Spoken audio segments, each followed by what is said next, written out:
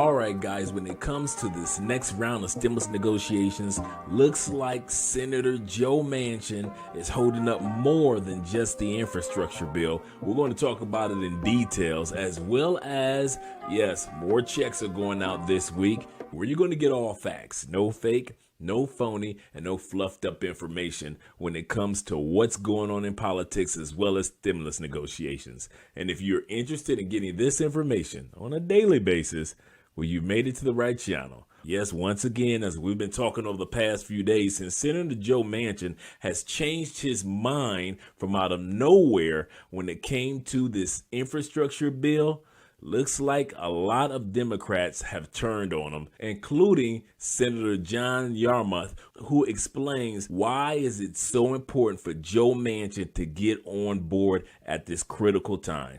Congressman Yarmuth, great to see you. Welcome to the Sunday Show. Good to see you. Thanks, Jonathan. Good to be with you. All right. So let me get your reaction to your colleague, Congresswoman Ocasio-Cortez, and her reaction to Joe Manchin. Is that helpful in this whole process? Well, none of this is really helpful. And one of the things that I've asked to kind of rhetorically about Senator Manchin is, what does he think he's accomplishing?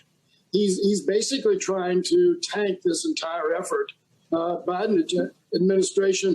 But more importantly than that, he's trying to be an impediment to things that the American people desperately need and totally support. Mm-hmm. So I don't know which of these things he thinks are not important to the country: child care, senior care, dealing with climate change. He probably doesn't think that's really all that important, although there's plenty of flooding in West Virginia.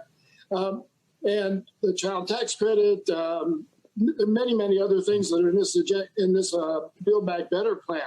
So I think, Senator Manchin says that he just wants to make sure that West Virginia has a seat at the table. That's all well and good, but that doesn't mean he gets to order for the rest of the country. Mm-hmm. And what he got he got 290,000 votes.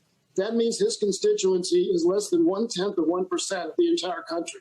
So I think what he needs to do is consider his greater obligation, and that is to men and women and children across this country and to future generations who are going to be suffering from 100-year-old schools or an inferior trained workforce, a climate that is uninhabitable. I mean, these are all the things that are at stake right now. So if he wants to put a pause on these, as many other people have said, Mother Nature is not putting a pause on climate change. Well, so to me, I don't know what the answer is. It's not his fault. He is in this position of power, but I think it is his fault if he doesn't recognize his greater obligation. Well, Congressman Yarmuth, Senator Manchin was on Meet the Press, and he said, quote, "We don't have an urgency," which is why he's still calling for a pause. And yet this flies in the face of what I believe is a Wednesday deadline for bills to be written, at least in the House, to move this forward. I mean, let's just say that there isn't any urgency. What's your pushback to this idea that there's no urgency? Well, again, I think it depends on whether you mean a few days or weeks or whether you're talking about a year or several years.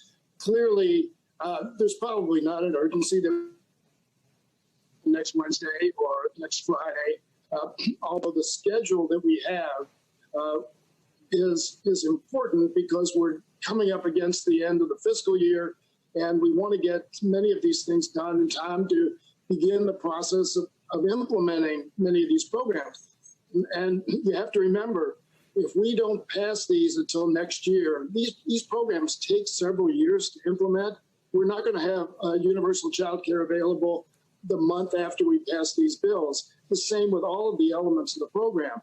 So, yes, there's a sense of urgency because we can't wait 4 years to start dealing with climate change. We can't wait 4 years to begin providing free pre-K education to America's children. This to me is the most critical thing we can do to make sure we have a sustainable future, educate our kids. So yes, a matter of days, no problem. a matter of months or years. Then we get into a further delay of implementation, and there's no time to waste. You know, Congressman, you just mentioned a moment ago in that answer about the need to, fund the government. You are coming up on a whole lot of deadlines, as we see here. By September 30th, you got to fund the government, you got to raise the debt ceiling, you have to pass emergency disaster aid, you got to do the bipartisan infrastructure bill, and do the $3.5 trillion reconciliation. Now let's take a second to pause this interview and just take a look at the to-do list that Congress has. The first thing that we notice is that Congress has until September 30th to get these bills passed. The first one is funding the government. Yes, the government can shut down once again if they don't do an extension like they did over the last couple of years into December.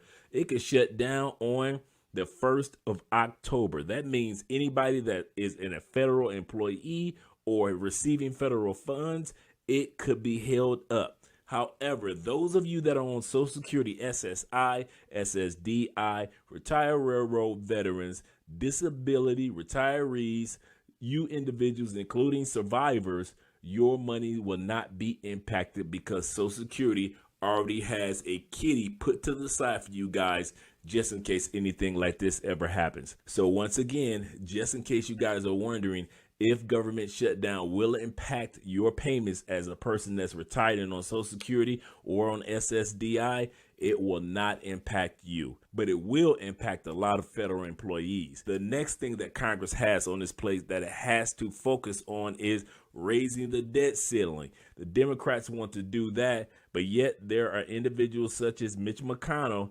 and Joe Manchin, who's not even a Republican, who's holding up the votes to be able to get this passed through to raise our national debt to where the government has more money that it'll be able to use starting next year.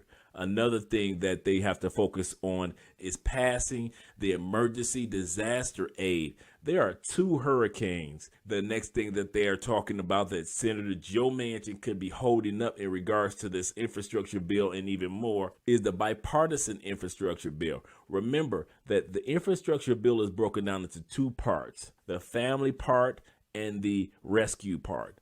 The rescue part has already been voted on by Congress. That's the $1.1 trillion, $1.5 trillion budget for railroads, for streets, for Wi-Fi, all these things. That's what that 1.1 is for.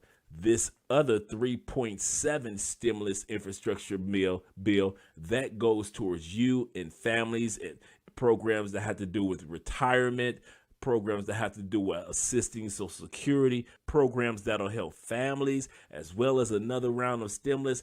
All these things will be going off into that larger budget that Joe Manchin is holding back. All these have to be voted on by the 30th. If it is not voted on by the 30th, everything basically goes back to square one, and both bills are washed away, and they'll have to start from scratch.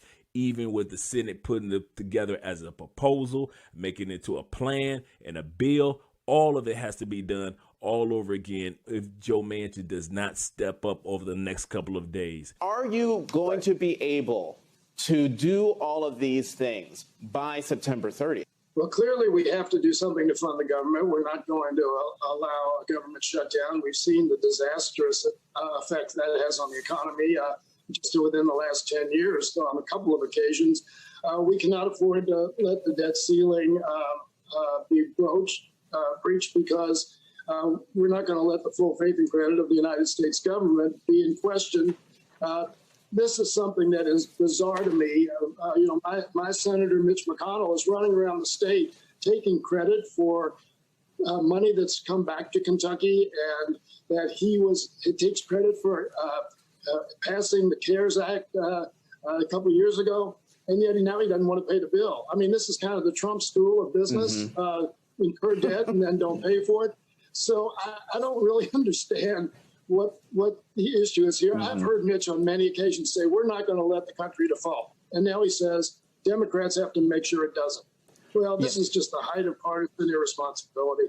But to answer your question, real quickly, we'll get the government funded, we'll get the debt ceiling raised, and we're going to vote week after next on the bipartisan infrastructure bill, and presumably we'll vote on the Build Back Better Act as well, because we made an agreement that we would pass both of them. And that's why many senators are extremely upset and extremely disappointed that Joe Manchin, from out of nowhere, for some reason only he knows, even though other Democratic senators are speaking out against Joe Manchin, Bernie Sanders still believes that there is enough time for Joe Manchin to change his mind, and he believes that he will. We'll see what's going to take place with that. I don't know, but right now we hope that he does.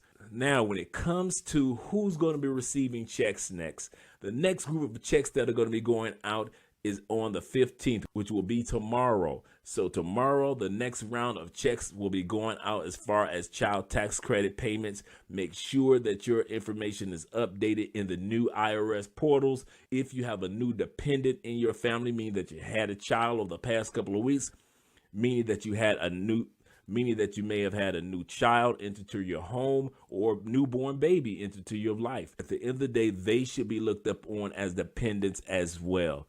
Now, if you are losing dependents, for example, if you are a grandparent on SSI, SSDI, or just a retiree, and you are taking care of your grandchildren, and maybe you have 3, but 2 of them went home to be with their biological parents, you're still with 1. You want to make sure that they are not sending you a check for 3 young people when you know you only have 1, because that can come back to bite you, and they'll be expecting you to return that money. I'm on my way to the comment section. I'll meet you guys there. If I don't get a chance to speak to you and you don't get a chance to speak to me, we're not going to fret about it, because I'll be speaking to you again.